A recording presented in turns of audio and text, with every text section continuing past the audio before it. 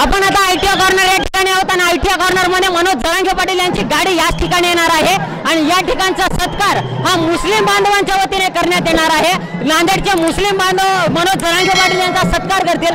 मराठा बांधव आरक्षणाच्या लढ्यामध्ये उभे आहेत, आरक्षणाचा लढा लढत आहेत, त्या निमित्ताने मुस्लिम बांधव त्यांचा सत्कार करत आहेत। मनोज जरांगे पाटलांचं स्वागत हे नांदेड शहरामध्ये मुस्लिम बांधवांच्या वतीने होत आहे। आपण पूर्ण घेरा पाहतोय, हा पूर्ण घेरा हा स्वयंसेवकांचा घेरा आहे। पाटील या ठिकाणचे नियोजन आहे, मुस्लिम बांधवांच्या वतीने सन्मान करण्यात येत आहे। तर या ठिकाणचे नियोजन कशा पद्धतीचे?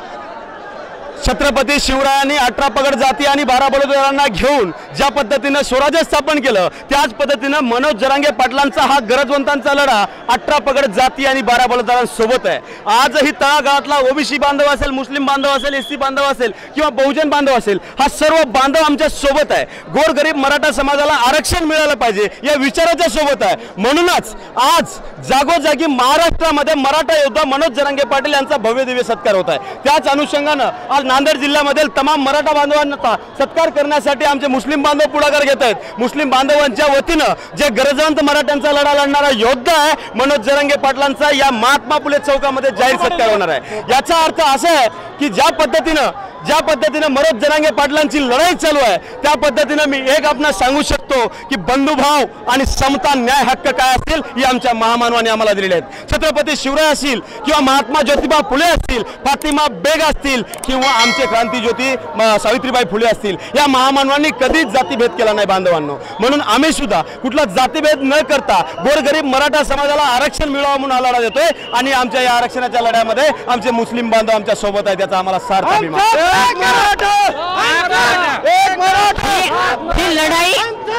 ही लढाई मराठा बांधवांची आहे, मराठा बांधवांना आरक्षण भेटणार आहे। पण तुम्ही त्यांच्या सोबत रस्त्यावरती उतरलात, मनोज जरांगे पाटील यांचा सन्मान करताय, नेमकं एक कशातून प्रेरित झालात आणि काय वाटतं?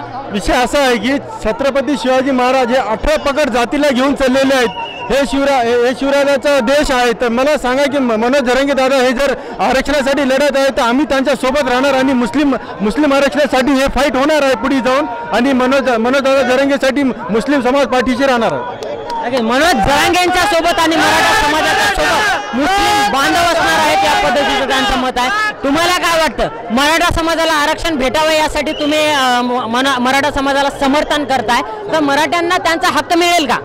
मिलेल ना। हम मराठा समाज के कदम को कदम मिला के लड़ेंगे, मुस्लिम समाज पूरा एक होके मराठा समाज के साथ रहेंगे, जरांगे पाटिल मनोज दादा के साथ रहेंगे। जैसा शिवाजी महाराज के हमारे बुजुर्गों का मौले थे और हम भी शिवाजी महाराज के मौले हैं और हम सब एक हैं। मावळे होते तसेच मावळे या ठिकाणी आहेत। मनोज जरांगे पाटलांचा सत्कार या ठिकाणी करत आहेत। मनोज जरांगे काही वेळामध्ये या ठिकाणी येतील आणि त्यांचा या ठिकाणी सन्मान होईल। आपण पाहतो ही दृश्य आयटीआय कॉर्नर या ठिकाणचे आहेत आणि आयटीआय कॉर्नर या ठिकाणी स्वयंसेवकांची ही पूर्ण लाईन या ठिकाणी लागलेली आहे। तर या पद्धतीचा असा हा नियोजित दौरा आहे।